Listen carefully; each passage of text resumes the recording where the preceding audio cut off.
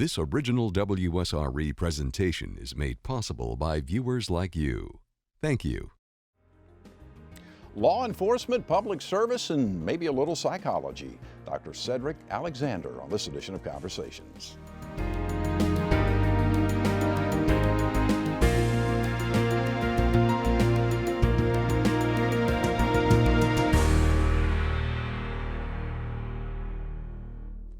For over 4 decades, Dr. Cedric Alexander has been engulfed in the world of law enforcement. He began his career as a Leon County, Florida sheriff's deputy. He would go on to be chief of police in both Rochester, New York and DeKalb County, Georgia, as well as working with TSA and the Department of Homeland Security. President Obama appointed him to the task force on 21st century policing. He served as a law enforcement analyst for CNN and authored a couple of books, including his latest, In Defense of Public Service, How 22 Million Government Workers Will Save Our Republic. His doctorate is in clinical psychology, and that has allowed him to do some teaching along the way. So the odds are pretty good we'll learn a little something on this edition with Conversations with Dr. Cedric Alexander. Thanks for joining us. Thank you for having me. I really do appreciate it. You bet. How did you first get into law enforcement? Well, I was a young kid. I was a college kid actually at Florida A&M University in Tallahassee. I had to drop out of school, and I always knew I wanted to be in public safety and law enforcement. So I applied for a job there in Tallahassee, and that's got a whole nother story attached to it for another day. But I applied for a job there, was able to get on with the Sheriff's Department, and that's where I spent the first few years of my career when I first started in 1977. I went on there to Orange County Sheriff's Office in Orlando, and then subsequently down to Miami, where I spent a number of years in Dade County with what was then Metro Dade Police, which is now Miami-Dade Police Department. As you got entrenched in law enforcement, what was it that you really liked that allowed you to kind of continue to climb the ladder? Well, you know, being young and youthful, you think you're invincible. Right. So the job was fun, and you had an opportunity to meet a lot of people and feel that you were doing some good. And Tallahassee was a great place to start. Mm-hmm. You know, you kind of start at that place, and I gradually elevated to a place like Miami, which was a whole new experience. I'm sure. Particularly in the early 80s, where you had the Mariel boat lift, you had Haitian refugees coming into the country, you had the Colombian cowboys and a number of drug gangs of all sorts from throughout the Caribbean and the basin that was trying to do their business there in Miami. So it was a very challenging time for us that were police officers at that particular time, and internally inside the agency we had some issues of our own. But being young, it was intriguing, and I spent some time there, and then around 1990 I decided to go back to school, do some graduate work in counseling, and did a couple of years there, and then I went on. I just left the department in 1992 right after Hurricane Katrina. And you mean Andrew? Andrew, right. Hurricane right. Andrew, my apologies. And went on from there to graduate school in Ohio at Wright State University. So I spent 4 or 5 years there doing my doctorate in clinical psych, had my first training, academic work back in Miami at the University of Miami, Jackson Memorial Hospital. And then from there, I went to the University of Rochester Medical Center, where I trained as a psychologist doing postgraduate work. But it was during that time, in the work that I was doing, the populations I was working with, which included police and fire and others. In the general population, the mayor and I became friends. They had some issues in the department at that time. He invited me to come in as a deputy chief, and with my background in psychology, my training as a police officer, he and I were able, along with the chief, able to do some things to really get them where they needed to be. Mm-hmm. And I stayed there for about 2.5 years and subsequently became chief of that department for a short period.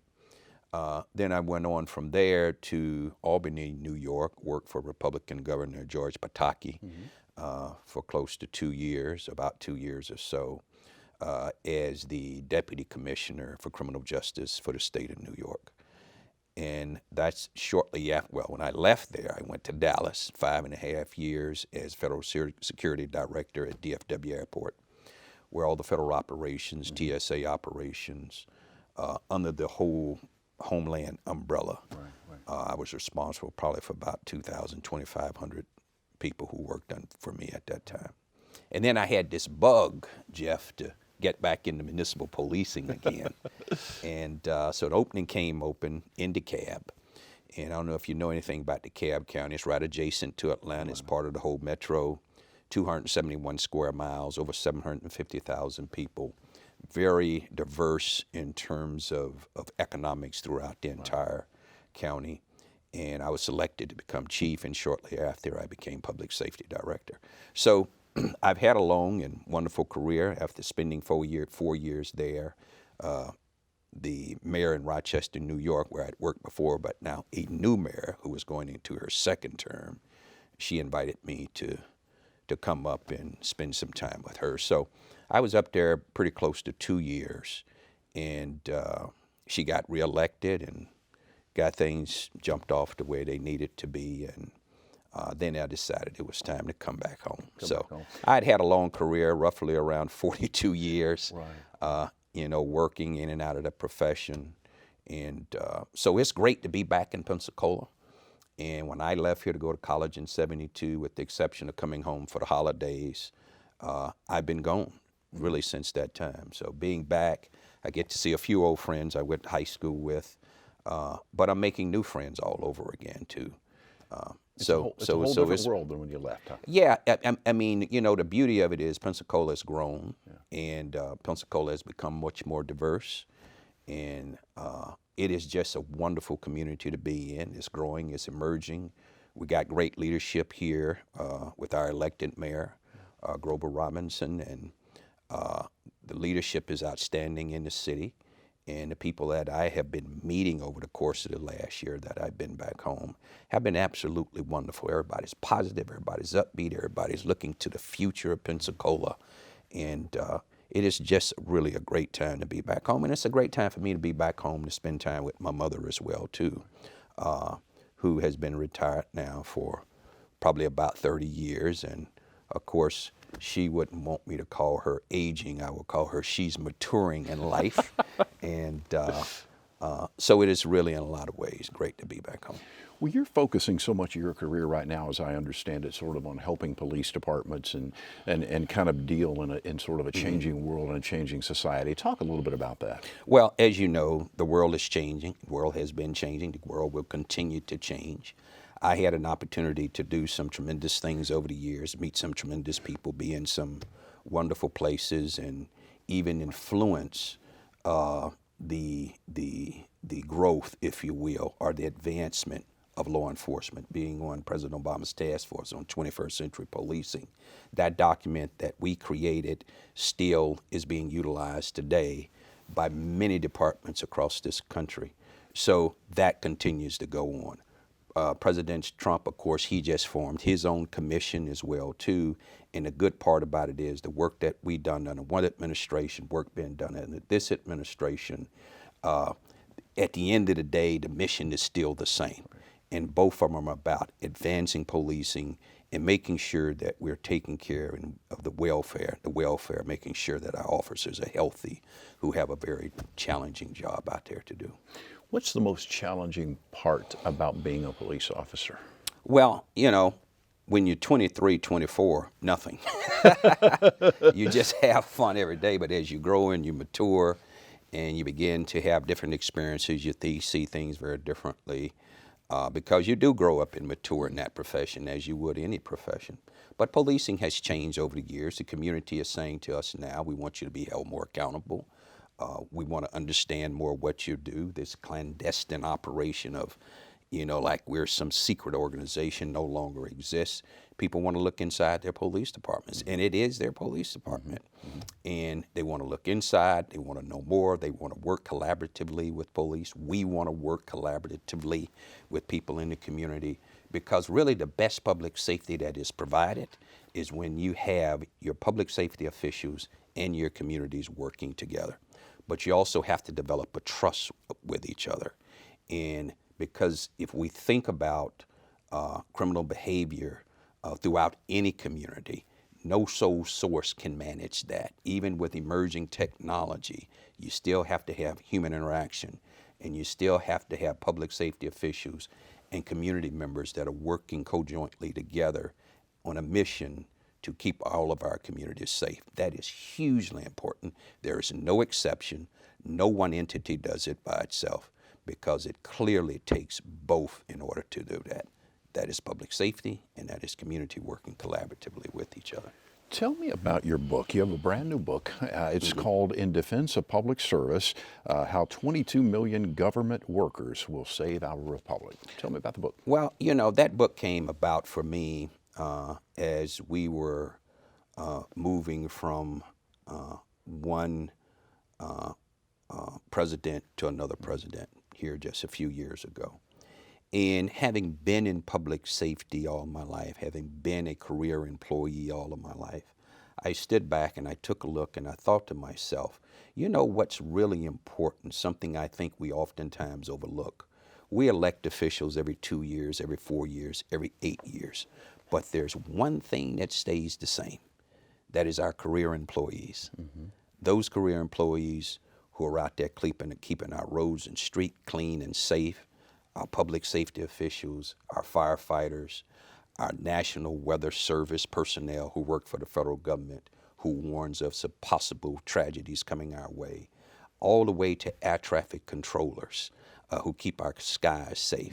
So when you think about career people who work in local, state, federal government, support staff, those assistants who work in those offices and cubicles that we probably never think much about, those 22 million Americans, along with our military that is serving us here in this country and globally, those are truly the folks who keep the lights on every day. Right. So a new president can come in, make me head of CIA, make you head of the State Department, but we cannot function in those roles without those career people who have been there to help us and guide us along the way. Do you think sometimes they get a bad rap too? Well, certainly they do. Certainly they have gotten a bad rap. But I will always say this, you cannot paint 1, 2, 3, or 4 individuals and take those individuals and then want to broad brush an entire community of employees or workers. And I'm often reminded of that, and I always say to community members is that, okay, you had 1 or 2 officers who got themselves in situations. Don't paint your whole public safety department that way. And I say the same thing to police officers. Don't paint everyone the same way because this person was acting out or in a way that, you know, that's unbecoming, if you will. Right. So we all are very human, and we all have to be aware, I think, certainly, of what our own internal biases are, because we all have them. But at the end of the day, for all of us, is that we're here to serve. We're American citizens together. We have a primary goal is everybody wants the same thing. I don't care who you are, where you're from, whether you sit on the right or the left or in between. People want safe communities. They want good schools for their kids. They want jobs. They want to feel safe. And it takes all of us to collaboratively do that. And it doesn't matter whether you're a Democrat or Republican. What matters is for us to remember, even in spite of a lot of the hyper-partisanship that we are experiencing right now, what the American people want, I believe more than anything, is for our leadership on both sides of the aisle to get their stuff together and lead us to where we need to be. And I truly believe that. But we all need leadership. We all want good leadership. We all subscribe to a certain philosophy, if you will, around politics.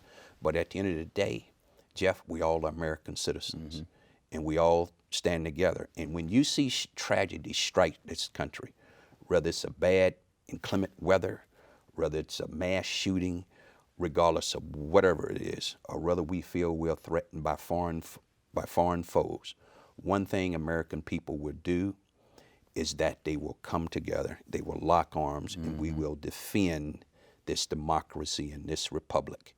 And that's just not the 22 million Americans that I'm talking about there. That's the 300 million Americans that I refer to. Yeah, I agree with you.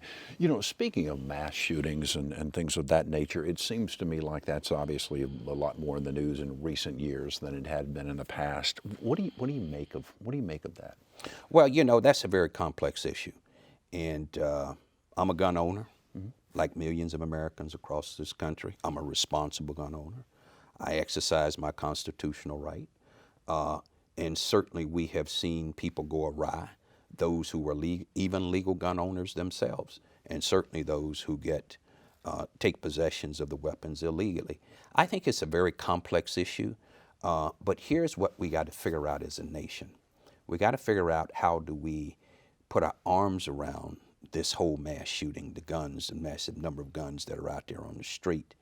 But we always have to remember the greatest number of people in this country are responsible gun owners. So we should not have to penalize them because of the actions of someone else. We cannot always predict the behavior of someone. Today I can be sane. Tomorrow something could happen to me that could trigger something. There was no way you were able to predict that. There was no way you were able to get in front of that. That made me go out and do something really bizarre. But the fact of the matter is we cannot penalize our gun owners in this country who are law-abiding citizens and who follow the law and who are very responsible. So we got to look at ways in which we can still exercise our constitutional right, but at the same time make sure that we're able to keep citizens across this country safe. Because for responsible gun owners, there's nothing more than they want than for everyone to be safe. Right. It's for everyone. And for those who don't own a weapon at all, they want to feel safe. But for that segment of folks who, for some nefarious reason, who want to go out to do harm to people individually or in a mass type of way, we have to find a way to deal with those issues. It's much more complicated, convoluted, and complex. But we have overcome a lot in this nation, and I think as time goes on, we'll find a resolution, one in which we all can learn to live with and be okay with over time. I've heard the argument, some people make the argument that we have more of a mental health problem than we have a gun problem. Well, it's certainly without question. We have to acknowledge the fact that we certainly do have a mental health problem in this country, and more people, it appears, if you look at the literature, more and more people are becoming sick and have some mental health challenges. And the key becomes looking at systemically, how do we get in front of some of this? How do we make sure that in our cities and states and across the country, there's places where people can go to get help who need help? But we also, as Americans, have to be responsible enough if we see our family and friends and those that are close to us where something is very different in their behavior, in the way that they're acting out, in the way that they're seeing and experiencing the world, that's bizarre. We have an opportunity to sit down with them. We have an opportunity to intervene. We have an opportunity to pay attention. Because oftentimes, in many cases, before something go bizarre, in many of these mass shootings, there were signals. Yeah. But no one wanted to sound the alarm for a variety of different reasons. But now we have to be much more sensitized to it. And we also, because this is a way that all of us help take care of someone who may be falling and don't know that they're falling. Let's talk a little bit about criminal justice reform. As we're in an election year here, there's going to be a lot of discussion about that and a lot of debate. In your judgment, using all your years of experience from a sheriff's deputy to the higher ranks in law enforcement, what needs to change? Well, certainly we need to go back and look at our entire criminal justice system. We now know it certainly has had a number of flaws in it. People who have been wrongly incarcerated, people who sometimes have been under sentence or over sentence. So here again, that's another complex issue. But I think the only way that we address it, we have to do it gradually, and we have to do it very methodically, and we have to be careful that people that we're releasing out of our jails and prisons, that number one, they're nonviolent offenders. Number two, there's opportunities once they are placed back in society, opportunities for them to be employed or to go to school. There's something in which they can attach on to. Now, if they cannot attach on to them things, then back to jail you go. But so there has to be some structure, if you will, around this whole criminal justice process. There's a lot to talk about. There's a lot to be done. We have a lot of holes in our criminal justice system that we can no longer ignore, and both sides of the aisle agree with that. And that's why we're seeing criminal justice reform. That's why we're seeing prison reform take place in this country. But myself, someone who is very conservative when it comes to these types of things, it is very important for us to think through it very methodically, make sure that we have a plan when people are coming out of prison, out of incarceration, that in our communities there's a place in which they can connect to for employment, for education, and have some type of way in which they can get on a trajectory to take them to being an everyday tax-paying citizen. We provide those opportunities, but yet that person who's been released now has a responsibility to do his or her best to work through whatever it is that they're coming out of, whether it's a drug addiction or whether it's just their nefarious behavior and a history of it. They got to be willing to do something different, or the criminal justice system has to be there to be, unfortunately, and we hope not, to put people back in a place where maybe they can think about it some more. But we certainly need to do something very different with our criminal justice system. And we're in a place now as a nation, all of us are much more sensitized to it. Here again on both sides of an aisle, and we want to see something very differently done. But from my experience and from friends that I talk to and from places I've been, is one thing that is very clearly important. We must keep our communities safe, and anybody who's integrating themselves back into the community from incarceration, there's opportunities for them for training and education in order to build a life for themselves. I want to talk to you about a couple of things. As I said, we're in an election year. One of the things that has come up is the stop and frisk. And I know you just recently wrote an opinion piece for a national newspaper about that. First of all, describe what that is. Well, I'll tell you what it isn't. Okay. Let's start there. There's a stop that is referred to as a Terry stop. Any sworn law enforcement person in this country know exactly what that is. That's if I see someone and I have reasonable suspicion to believe that they may be getting ready to carry out a nefarious act or have committed a nefarious act by law without violating their Fourth Amendment right, I can stop them with reasonable suspicion. And then at some point, if an arrest is made, I must be able to articulate the reason for that stop as part of the process, judicial process that person may go through. Stop and frisk is a Terry stop on steroids.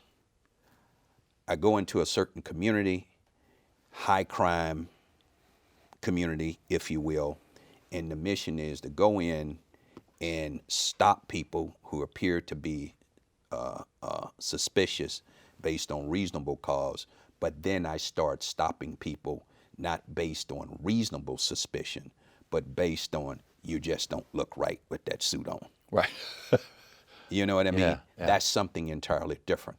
And what got New York City in trouble is that the incredible number of stops that they made over time were primarily in communities of color, black and brown communities. And many of those communities had some serious crime problems. But we gotta find a way to be able to do that job constitutionally without stopping you just because. Because now what I've done, I've interrupted you, you go through this investigative process, And now you feel like a criminal, you feel offended, you feel disrespected, merely because you're of color and you're out walking the street at 10 o'clock at night, you're not bothering anybody, and in most cases there have been people of color. So on one hand, we're working to reduce crime, but on the other hand, we're increasing our dislike by people in whom we're saying we're out to serve and protect. So we got to find a way to balance that. But what the science showed, in this case, in New York City during that period, the number of stops did not equate into the number of arrests of people who were involved in criminal behavior as they would have liked you to have believed. Interesting. So it was just a totally unfair process.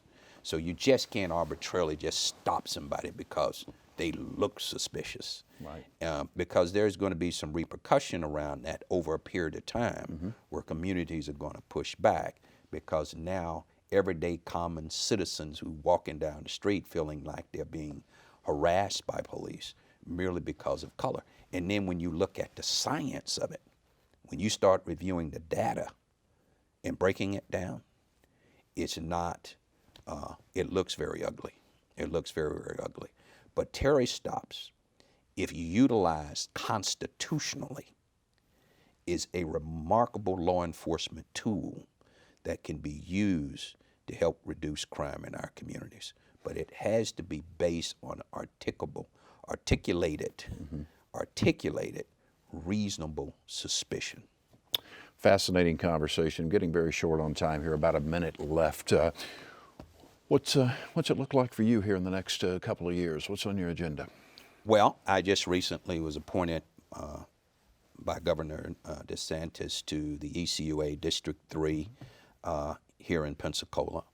And so I'm 2 months, 3 months into that work, and really having the opportunity to serve this community as it relates to our environment, around water, waste management, sanitation. Those things are so important to the welfare of any community anywhere. So being able to be in this role, it's hugely important for me to be able to serve the citizens in my district as it relates to environmental services. And if people want to find you, have a website? Yes, I have a website, www.clalexandergroup.com. And of course, my Twitter is Alex, CALEX _ law, LAW.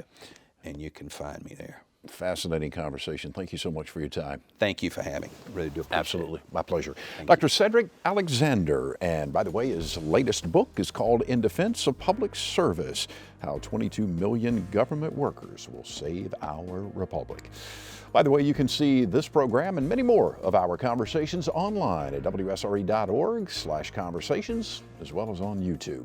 I'm Jeff Weeks. Thank you so very much for watching. I hope you enjoyed the broadcast. Take wonderful care of yourself, and we'll see you soon.